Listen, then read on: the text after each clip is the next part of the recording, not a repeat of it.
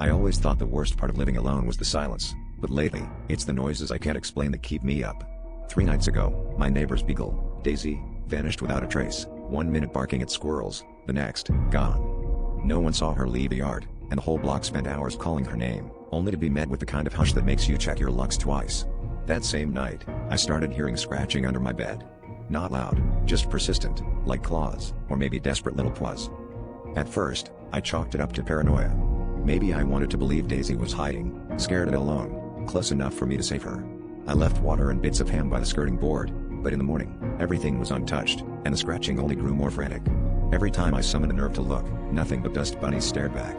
Still, the sounds grew bolder, coming in bursts that rattled my bed frame at 3 a.m., then stopping the second I flipped on the lights. Last night, the scratching changed. It sounded wet, with something heavy dragging across the floorboards. My phone flashlight trembled as I peeked beneath the bed, expecting maybe a raccoon or, if I was lucky, Daisy herself. But I saw only darkness, and just as I was about to pull away, something cold and slick curled around my wrist. I tried to scream, but my throat locked up as a second limb, jointed and wrong, pulled itself into the moonlight.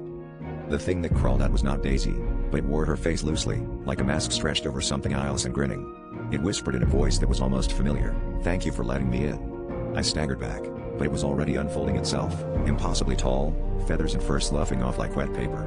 Outside, my neighbors were calling for Daisy again. But now I know, they'll never find her.